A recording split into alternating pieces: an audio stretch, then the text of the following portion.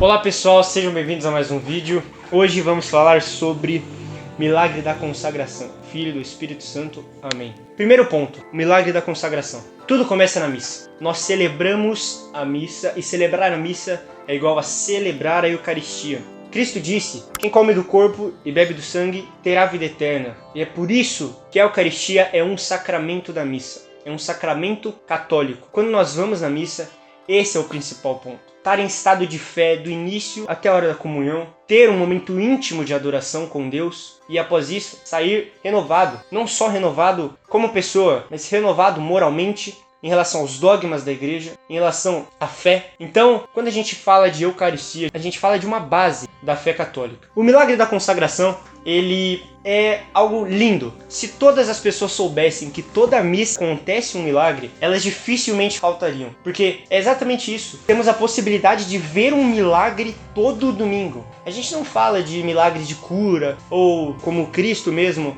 fazia nos seus tempos, mas a gente fala de um milagre de fé. Não é um milagre físico, é um milagre metafísico. E isso Aristóteles explica muito bem. Quando ele separa matéria de substância. Quando separa acidentes de essência. Quando a gente olha para o corpo de Cristo, em matéria nós vemos pão. Quando a gente olha para o cálice, o sangue de Cristo, em matéria nós vemos vinho. Mas substancialmente, aquilo é corpo e sangue. Por quê? O que acontece? Bem, Aristóteles vai dizer o seguinte: acidente e essência são coisas diferentes. Então vou dar um exemplo. Eu tenho uma mesa de madeira e eu pinto essa mesa de azul. Mesmo uma mesa em acidente, a cor dela sendo azul, a essência dela ainda continua sendo uma mesa de madeira. Ou seja, o acidente não depende da essência e nem vice-versa. No milagre da consagração é um pouco o contrário do exemplo que eu te dei agora. Porque o que muda não é o acidente, não é a cor, mas sim a essência. Então, o acidente, ele é basicamente a cor, o cheiro, o formato, o gosto.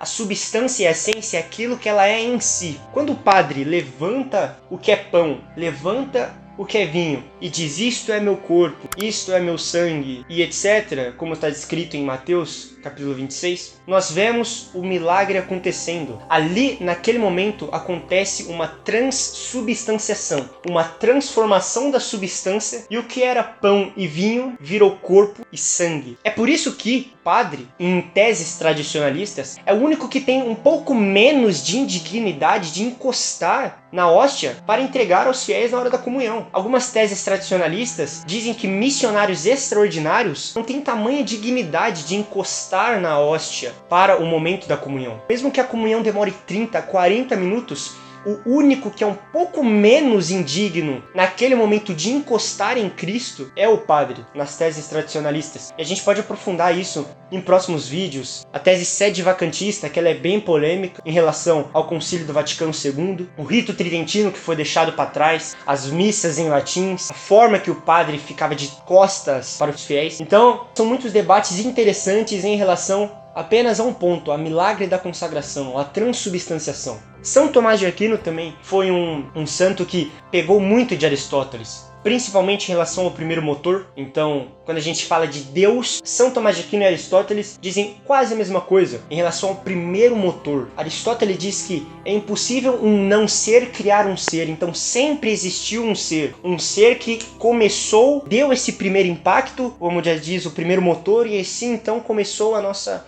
existência. São Tomás de Aquino pega e aprofunda isso, trazendo para um lado cristão. Porém, há uma divergência. Nós, como católicos, cristãos, acreditamos num Deus teísta. Um Deus teísta é um Deus participativo, um Deus que você reza, um Deus que você ora, um Deus que faz milagres. Já um Deus deísta, como diz Aristóteles, é um Deus não participativo. É um Deus apenas que criou, começou, que impulsionou, mas não que participa mais. A gente vê essas teses, esses debates, infelizmente, muitos fiéis não têm conhecimento em relação à história da igreja. E como eu disse, é um meio de adoração. Estudar e adorar a Deus são coisas que estão ligadas. Você entender a história da sua igreja, entender a história do que você participa, para assim você poder defendê-la melhor, conversar melhor com sacerdotes e outras pessoas, é o principal ponto, no meu ponto de vista, do estudo da fé. do estudo da história da igreja. Então, a gente pode falar sobre concílios, a gente pode falar sobre dogmas, sobre mariologia, sobre teses tradicionalistas, teses carismáticas e etc. Até sobre mesmo a Revolução Francesa, que a partir daí começou uma grande crítica também à igreja, pelo poder central da igreja. Os burgueses da Revolução Francesa criticavam muito a igreja justamente por esse poder grandioso que a igreja tinha, principalmente ali no seu auge na Idade Média. Então, quando a gente fala de Concílio de Trento, quando a gente fala Concílio de Trento em relação à Contra-Reforma, a Reforma Protestante, então são muitos temas incríveis que a gente pode conversar aqui. E por favor, deixe nos comentários também temas que vocês têm interesse e etc. Enfim, por favor, sempre vão à missa para poder presenciar um milagre acontecendo. Um milagre não é empírico, não tem ninguém sendo curado, ou enfim, ali de forma empírica, como Jesus curava as pessoas na época. Mas o principal ponto, o milagre de fé, saber que aquilo que você põe na boca não é pão, é corpo. Há algumas paróquias que deixam os fiéis comungar em duas espécies, ou seja, comungar em corpo e em sangue. Em teses tradicionalistas, no rito tridentino, isso não acontecia. Apenas os fiéis comungavam em uma espécie, em espécie de corpo, sempre de joelhos e nunca encostando na hóstia, direto na boca. Hoje em dia, as coisas mudaram um pouco. Numa tentativa de abraçar a modernidade, a Igreja Católica adicionou novas declarações, adicionou novas instituições e etc. Então, apenas estou informando vocês e quero que a gente possa discutir e debater isso aqui. No próximo vídeo, quero falar sobre Santo Agostinho e neoplatonismo. Tem um livro de Santo Agostinho, Confissões, que é um dos livros mais famosos dele,